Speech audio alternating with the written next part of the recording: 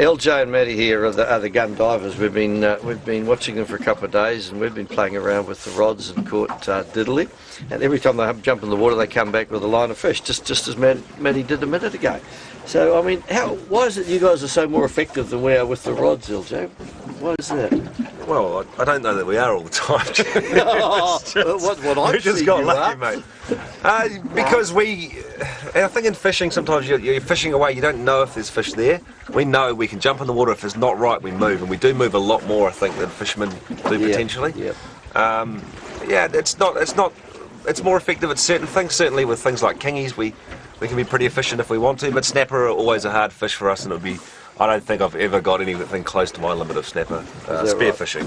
As I understand it, they're one of the ultimates for the spear fishermen. But you got two today, Matty. I mean, how did you see them? They just sort of half asleep. How do you get up on them? These two weren't asleep, but the trick that we found was finding a rock that comes nearly to the surface. And as you come over the rock, they'll often be parked up with their noses into the current there. And so we've been pretty lucky with the sun angle today, so you keep the sun coming over your shoulder, so as you peer over the top of the rock, they just simply can't see you. But you do get a lot of other species fish that we don't even see, you know, like butterfish, drummer that you see, and moki, you know, so you actually get a far wider range of species, don't you, LJ? We can do, yeah. There's anything, obviously, with line fishing, if it doesn't eat bait, you can't catch it. Whereas for us, yeah, we get things that eat worms and critters out of the sand, and animals that eat weed and kelp. So yeah, we have a potential variety there for us. I do a lot of hunting, and from what I understand, having watched all these blokes over the last couple of days and talking to them, it sounds like it's almost like a bit like hunting under the water. That's exactly what it is. Yeah. It's hunting under the water, and it's something that takes a long time. You're just developing, you're learning every time you go, and you're making mistakes, and you're realising where the fish are and where the fish aren't. And where we find in spearfishing, people think it's an athlete's type sport, but the guys who are the best at it are often in their 50s or 60s because they've had that 30 years of knowledge and they've built up in their mind. They know exactly where the fish are at. It's not necessarily a physical thing, it's a mind. It's about, you know, just experience and time in the water. What's the challenge for you, LJ? What are you after that you haven't got? Is the big fish? Or the... Well, it was the big trevally until yesterday, Jeff, but I don't know anymore, Take that one off? Take that one off, I don't know now. Yeah, you got the big snapper? Yeah, got a few big snappers up to sort of 25 pounds, so that's been done. Yeah, but 30 pounder is always the one that you look for, but that can be a lifetime's work, you know. Well, save for us. Yeah, a harp hooker on mainland New Zealand is another one that's pretty common in spearfishing.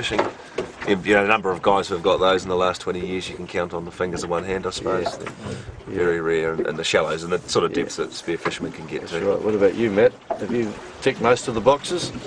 Oh no, still plenty of boxes to be ticked here. I'd quite like to get down to Wellington and shoot a warrowhow. Oh yeah. I think it's pretty big. One of the main goals. Now, of course, the big snappers are always very high up there on the priority list.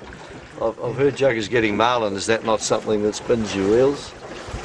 Oh, if a marlin swam up to me, I'd certainly plug him, but I'm not really going out of my way to chase them. Kingies are the big thing. A lot of people get kingies, don't they? And they're pretty not that difficult to get, from what I understand.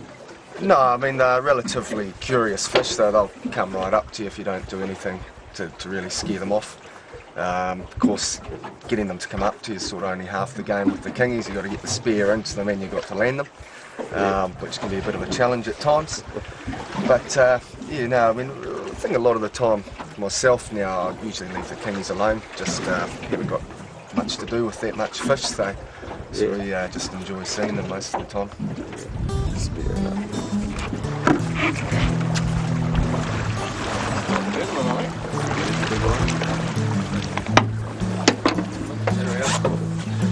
Look at that, right at the eyeball. 7¼ inches. It's my fourth one, 5 minutes. Been a couple of days without catching a whole lot. We are talking to the boys, and Brady's out the back catching fish. Good work. Nice Trevs.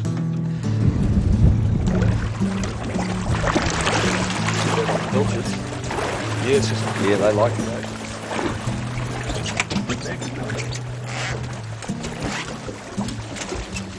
Better one so far. It's a better one. So you don't get fishing like this in Brisbane, Dan? No? No. Don't have easy access to a boat or anything over there. All the fish over there are a bit smaller anyway, I think. Is that right? Yeah. Fish on. Time for one last throw of the dice. See if they can get us a kingy for dinner. And I think I can hear the band warming up on the mothership. Party time tonight. What are we at now, Jeff? 60 or 80 or something? 46 feet now, so it's back where the boat is. Okay.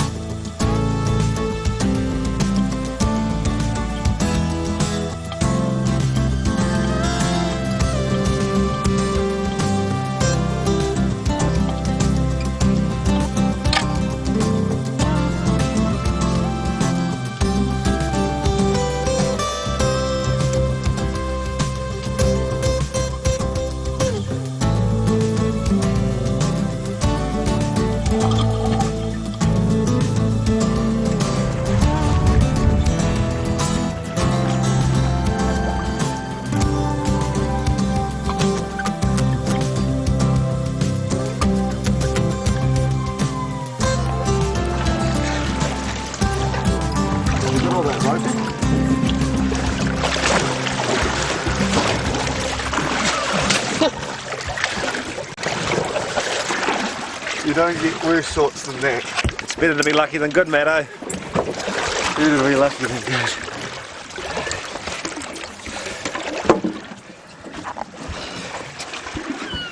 Well, man, your last throw of the dice. Eh? Yeah.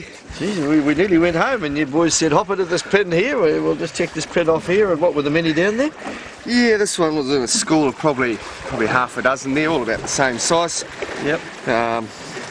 Often you find you get your kingies within the first couple of minutes of hitting the water. They'll come up from the bottom to see what all the commotion is, and if you're quick enough, you get a shot in. Hopefully a better one than mine, but he's on board. He's on the boat, mate. He's on the boat. Well done. So we finish with a kingfish. Boy, we've had everything. We've had boarfish, poor-eye butterfish. I've seen a lot of strange new ones, and we finish up with a kingy. Can't do any better than that. So kingy steaks for everybody.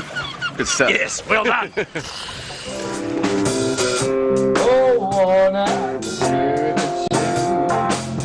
I don't pay no unions about all cookies I have found. Sure, feel like to figure out that all means my own. In the road.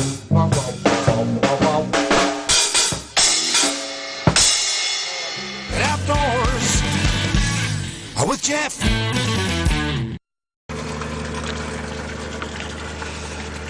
There's a boarfish, fish we sort of end up targeting a lot. Those sparrows don't tend to get them on lines because they eat worms.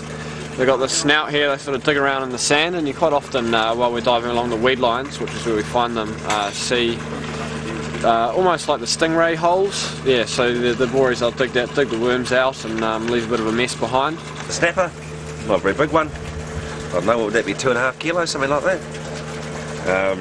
Yeah, just they park up in the right up in the shallows, and in dawn and dusk they'll come up and just have a little bit of a rest. And he was only in a couple of metres. The sort of fish, I suppose, the guys would straight line.